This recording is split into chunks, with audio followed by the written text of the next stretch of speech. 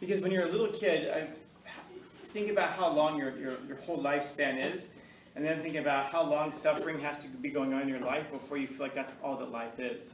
And we don't have the coping mechanism for how to deal with something like that when we're little kids. So what you do is you give them some kind of a story that, because if you tell a child, what you're going through right now is very difficult, but you're going to grow and be better on the other side of that. How do you explain that to a 5-year-old? You don't. You can't. But what you can do is you can tell them a story, or show them a story especially, and then all of a sudden that concept, that abstract concept, like you're saying, is going to translate over. And then they can make sense of something like that. Absolutely. Okay, good. Good. So going back to this, we've got dragons, which represent obstacles, but the thing that must be overcome. What does a castle represent? Yeah. Maybe a home or sanctuary. Home or sanctuary? Well, why a castle though? A castle is usually where you begin the journey, and then you go from your castle to go find and slay the dragon. Oh, but in this case, the dragon is in the castle. You have to approach the castle to defeat the dragon. That's where the castle. That's where the dragon hangs out. Who lives in castles? Princess. So there's something very deep that represents something more akin to status.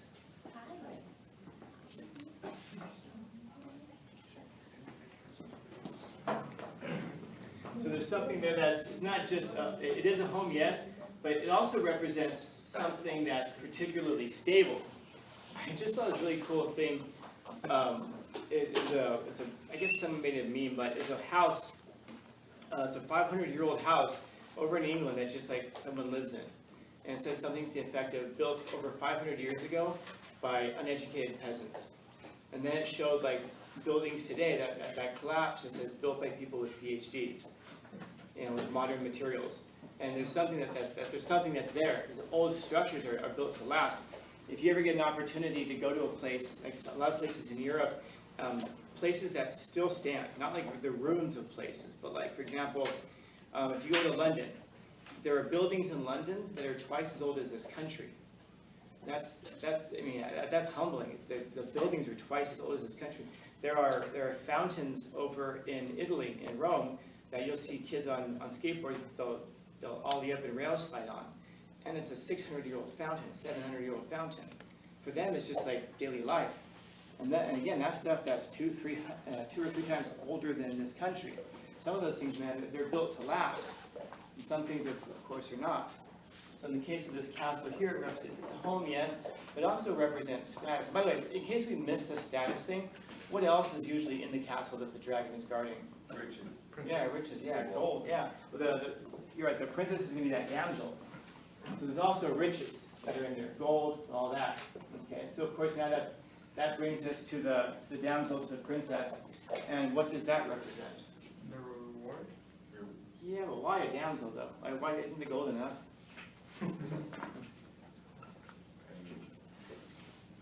For honor, almost. Honor? Glory? Glory? Well, why is it a damsel though? Come on, we know what it Potential is. love interest. What's that? Potential love interest. Yeah, love interest. So we just put a heart. It represents that heart, love. And now we have the knight who shows up. And what is the knight wearing? Armor. Armor. Okay. And anything strike you as odd about that? Yeah. Which protects the character, makes them unshakable. That's I can really hear you. He said it protects the character, makes them seem like nothing can stop them. Yeah. But I'm talking particularly about the armor. Okay. What is armor made of? Metal. Metal, steel. Chains. What does the dragon breathe? Fire. What happens when you put fire on metal? Yes, They overheat. Yeah, so the knight shows up, and he's wearing the worst possible thing that you can wear. So he shows up to fight the obstacle, symbolically, quite literally the dragon, fire-breathing dragon, but then there's the obstacle if we see it that way. So he shows up to fight the obstacle in the worst possible way. And he might show up and then the dragon breathes fire at him, and of course we're thinking like, well, at least he's wearing something, right? No. Sometimes nothing is better than something. It's like when there's a tragedy, a lot of times we look around and we're like, so what do we do now? How do we fix this so this doesn't happen again? Sometimes you can't fix things so they don't happen again. Sometimes the world just happens. But if a politician comes along and says exactly that, just puts their hands in their pockets and says, sometimes the world happens, all of a sudden we get upset with them and we'll vote them out. That's why you'll never hear a politician say something like that, because we don't want to hear that. We want to hear we can be protected from it somehow. So the knight shows up wearing armor, which is the worst possible thing, and we're going to say, well, at least he's wearing something. No, the thing he's doing is worse. And a lot of times in life, you're actually going to find this, that our solutions to problems, our ways of trying to overcome things, actually make things worse. Like, for example, I guess in some silly way, if you're having, let's say that you and a significant other, you guys are talking, you're having a conversation about something, and then you get into an argument, and your solution, therefore, is, you know what? I just won't tell you how I feel anymore. Fine. That's your armor. But what's that going to, do you really think that that's going to be conducive to the rest of the relationship? No, you're doing it. You're condemning it. There's no way to get around that. What you have to do is attack the actual obstacle itself, not put on the armor, which is going to make everything so much worse. So the knight shows up, he crosses the bridge, and by the way, why does this person have to cross the bridge symbolically? What is this? What's that? It's a rite of passage, yeah. And they're entering a world, so they're entering this castle. That's a castle. So they have to cross this bridge to get to the castle, and this, of course, represents a threshold. It's something that once you cross it, you've now gone into something completely different, someplace completely new. When you walk into a church, you know you've walked into a church because you cross through some doors and you walk in, and the world inside is very different from the world outside. So as soon as you cross that threshold, you're in a completely new place. And that, of course, brings its own series of symbols and analogies with it. And then when you leave that sacred place and you re-enter the profane space, which is the world around us. And so a lot of life you're going to see is separated by these delineations. They seem arbitrary, but once we cross over through them, our behavior suddenly changes. We walk into a school, our behavior changes dramatically. When we leave school, our behavior changes dramatically. And anyone who says it doesn't, give me a couple of minutes, I'll ask some questions. I think we're going to find that it does. When we enter a church, the same thing. When we leave a church, the same thing. You can start thinking of when we enter a concert. We go to a concert, and then we're with a bunch of other concert goers, and then when we leave it. So there's a lot of these things in life where as soon as we cross over the threshold, we understand that we're in a different place. When the knight crosses the threshold to go fight the dragon, this person understands that they're in a different place. And in case they weren't sure, oftentimes the knight will cross the bridge, enter the castle, and off to the side are the piles of bones of people who've come before him. Other people who also thought that they were going to fight the dragon. Maybe they were wearing armor. So in this case here, maybe the thing, again, well, we'll leave it at that. So then you cross over, you fight the dragon, and you're fighting for riches, you're fighting for status, you're fighting for love. And now if you really start to piece this all together, you'll understand who the knight is. And the knight is you. And then what are the things in life that you're pursuing? We pursue love, we pursue status, we pursue riches. And the only way that we get these things is if we overcome the obstacle that's guarding them, the dragon. Now, the dragon doesn't necessarily have to be something that's out here in the world. That's an easy thing for us to say. Oh, so the dragon represents society that's stopping us from getting status and money. Do you think society really cares if you're rich or you have status or love interest? No. Not really, no. So I guess the question is, what are we having to fight? What are the obstacles? What has to be overcome in order for us to get these things? And the answer, by the way, is really uncomfortable for a lot of us. Because what's the answer, obviously? What has to be overcome?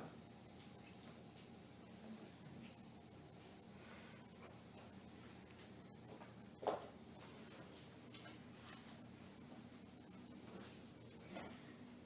it yourself? That's exactly what it is. It's yourself. You have to overcome yourself. So I guess I would ask you to consider for yourself. In life, you have dragons that you have to fight.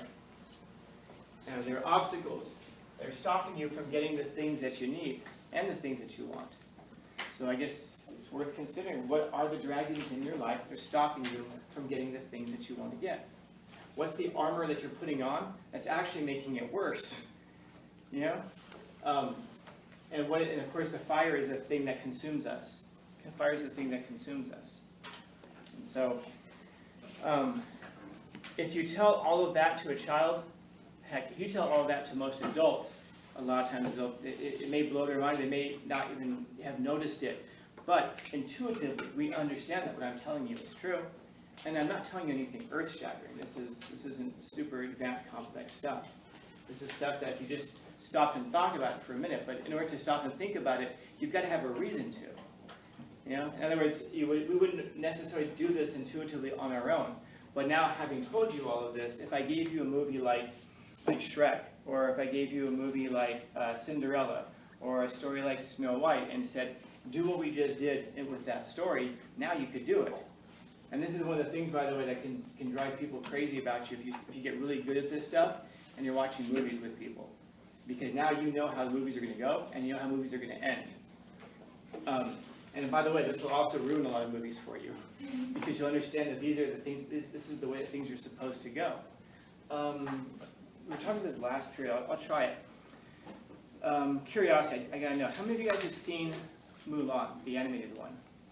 Okay, good. How many of you have seen the live-action Mulan? Sure. Okay. I'm gonna try it with you then. Maybe this will work. Why'd you groan? I don't like the new one. The Why live not? action.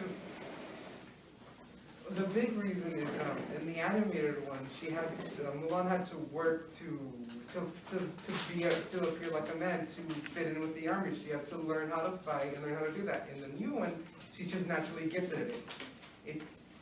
It takes away the message that Mulan has to work for what she wants to do, and it ruins the movie. I'm not even going to bother writing it. You just said it all. This is what it is. Because when you watch the original Mulan and you ask the question, what is she struggling to overcome? There's a whole bunch of stuff that she's struggling to overcome. Even when she's in the army, what does she have to overcome when she's in the army? Training, yeah. Last period, someone said she has to they were so fixated on this idea of gender, and they were so fixated on this idea that she has to overcome this because she's a woman. I go, fine. But she has to overcome so much more. And then when we finally got to the army, I asked, what does she have to overcome in the army? And they go, gender. God damn. They don't know that she's a she. And so what she has to overcome is the fact that she is small, and that she's limited in her strength, and that she's limited in her military experience. She's not much of a fighter. And yet in the new Mulan, if you've seen it, what does she have to struggle to overcome? Only one thing. She's too badass. That's what she has. She shows up and she's just like, I'm just too powerful. I have to overcome the fact that I'm too powerful. So the message to all of you, especially to the girls, is this. You can overcome anything as long as you have supernatural powers. But the original Mulan was so much more than that. It was you can overcome any of these things. But that's because it recognized the fact that there are limitations. Today we'll watch movies and well, whatever. Take it for what it is. We'll watch movies, and you'll see like a woman in there who's like 115 pounds, and she'll be fighting with like 5 guys who are all like 200 pounds, 250, and she's just dropping them with punches and all that because, you know, fuck physics, right? That's not the way. That's the way it can really work in real life. And you might say, but no, but she has special training. It doesn't matter. Physics is physics. Now, what I saw recently, it was a movie, but it was something similar where there was a chick and she was beating up these dudes, but she was beating them up with smartly. She was doing something like she was punching them in the throat, she was kicking them in the groin, she was gouging out their eyes. She was gouging out their eyes. She hit one of them with a club across the back of the head, and you sit there and you go like, yeah, if you're going to win the fight, that's how you win it. You don't win it like with a 100-pound chick just giving you a leg kick and your leg breaking. I don't care where you kick them or how hard it is. It's just physics. And then the problem is that now, if you watch that, that's not you, because you don't look at that and say, "Oh, I could drop someone with a leg kick." How many people in the world can do that? There's nothing for you to relate to, and if there's nothing for you to relate to, there's no lesson of here's how you can overcome something. Bethany, and then you guys had like 10 minutes ago. Going back to movies about fun of doing player movies. And only did they take away the main story, they took away the best character. Yeah. In fact, in the original Mulan, she defeats an army. Anybody remember how? Avalanche. Yeah, she causes an avalanche. And then in the live action, how does she defeat the army? I don't know. She goes out there and she just kills everybody because she's supernatural. You know, so you sit there and go like, wow, I guess that's the lesson. No, the lesson is that in life you have limitations. You have limitations. And I know that we're supposed to say today like, oh, you can do anything. No, you can't. No, you cannot. If you're 5 feet tall, you're not playing in the NBA. But what about Muggsy Bogues? First off, he was 5'6", but the two guys who've been under 6 feet, we know who they are, and that's out of millions of people. So the whole point is that you recognize the limitations, and you manage to operate your life and overcome the struggles and challenges within the scope of your limitations. I have a guy in my 4th period class. I don't know if you guys know Adam. You guys know Adam? He plays basketball here. Yeah. Yeah, we're about the same height, right? Roughly, if you know who he is.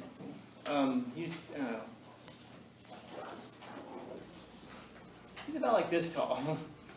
Now, do I have limitations that he does not? Yes, I do.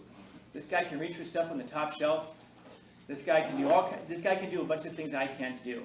And then, so the point of the matter is that if I sit there and go like, nope, I can do anything he can do, I'm setting myself up for failure. And instead if I look at it and go, this guy's big, he can do things I can't do naturally. So I have to figure out a way that I can do what he can do and maybe do it better. In other words, you have to accept your limitations about what they are, but that doesn't mean that you accept that you can't work very, very well within them. I have a former student from over at the college. Understand, I mean, I'm not making fun of anybody, I promise you. He had these big, giant glasses, man. Like, they looked like he could get, like, you know, like he could get radio reception on these things. These big, giant glasses. And he talks like this. Okay? And he would have to have I gave an article, it would have to be sent to him so he could have it printed over at the college, because his eyesight was so bad, he couldn't read the text if it was more than like 3 words per page, which meant that I have to send him the file, and then the college have to print it out. So whereas like we would get like an article, his text would be like stacks of articles, and he'd have to go through it 3 words at a time, going through the pages on this thing. Now, there's a reason I'm imitating his voice and telling you about his eyesight. That dude graduated, and then he went on to SDSU. He graduated from there, and he went to go work for Telemundo. This is a guy who has limitations. If we sat there and said, no, he's exactly the same as all of us. Really? That guy's exactly the same as all of us. No, he's really not. And by the way, he's not the same as all of us qualitatively either. Because obviously a lot of people don't graduate, and a lot of people do drop out. And this guy managed to do it despite his limitations. He found a way to achieve what he's achieved even just so far, because within the scope of his limitations. Now the problem with a lot of us is that this is what we think our limitations are. In actuality, your limitations a lot of times are out here. And then of course there are those people who think that their limitations are out here, but their limitations actually are here. Those are more rare. But the truth of the matter, and this is one of the things that we learn from fairy tales as well, that you can accomplish far more than you realize that you can. In other words, we build up these limitations around us. Mulan she's in the army, and she's trying and she's struggling, and that's because she's trying to work within the limitations of other people. It isn't until she figures out how to cause an avalanche that then that's her skill, that's her talent. It's not that she can stand there toe-to-toe with you and kill you, but you know what she can do is use her brain and wipe out your whole army, which makes her far more dangerous. But it only comes from this acceptance, because if she believed that she was just as powerful and strong as any other soldier, she would have been in the fray, fighting alongside them, and that army would have been wiped out, because she would have been just one more soldier. But she didn't. Instead, she used what she actually had, and she became far more powerful than anybody would have realized. These are the messages that we're getting from that movie. But as soon as we start saying, no, everyone's just saying, you lose the ability to develop yourself. And you lose the ability, more importantly, to become heroic. You lose the ability to become heroic. Because you can't become a hero unless you overcome things. The Mulan from the live action, she's not a hero. She's just doing what she does. She's just wiping stuff out because she's supernatural. It's like if Superman wins a bar fight, do we sit there and go, way to go? No, the guy has superhuman strength. He's invulnerable. You can't even shoot him. You don't look at that guy and go, wow, what a wonderful fighter. This was the problem also with Captain Marvel. You guys remember the Marvel stuff? Captain Marvel, what was the big struggle she had to overcome? She was too powerful. Yeah. She had to overcome amnesia. She just forgot how powerful she was. She forgot that she was a god. And then as soon as she remembers that, now she can cut her hair and fly through spaceships. And that's all she had to overcome. And this was the problem with every other character in there has to overcome something. You look at someone like Captain America. The guy has to overcome something, and he has to overcome his size. He has to overcome, but he has something in him that when he does get these superpowers, you meld that along with the personality. In other words, he was shaped by the fact that he was smaller and not good enough and weaker. That caused him to have to expand his limitations. And then when you add opportunity on top of that, then this guy becomes what he is. And then you see someone like Bruce Banner in Hulk. This is a guy who's got, there's something supernatural in terms of, but he creates it himself from his own intelligence. And then of course you've got these two sides of him. You've got the persona, which is Bruce Banner, and you've got the shadow, which is the Hulk. And he individuates, he assimilates these two things together towards the end of the movies, and then you see this thing. This is what makes those heroes interesting, because intuitively, we all know that it's true that we have these limitations. As soon as you eliminate these limitations from the story, well, now anything is possible. And this is one of the reasons that the MCU has just tanked, because they've introduced the idea of the multiverse, the idea where that there's a nearly infinite number of possible universes out there. So therefore, there are some universes in which Thanos won, and there are some in which he lost. What that means is whenever they hit a wall and say, maybe we've gone as far as we can with this character, let's invent new characters. Well, never mind, that's not going so well for us now. So then they say, well, you know what? Multiverse. Now, everything that came before, we can undo it. But now if you can undo everything, then nothing has any consequence. There's no more limitation. So limitations matter. We think of these limitations as things that are horrible and terrible. But yeah, of course we think that. We think that in the same way that any struggle that we have to overcome is horrible and terrible. It isn't until afterwards that we realize we realize how powerful it was and how useful it was for shaping us in ways. We all have limitations. Recognize them. Realize that your limitations are probably overestimated. You're probably much better than you realize that you are. You're probably much smarter than you realize that you are. And then, within that scope of who you really are, you can get some things done. That's what it is to be heroic. To overcome obstacles. Not to be invulnerable to them. Questions, comments, concerns, complaints, criticisms?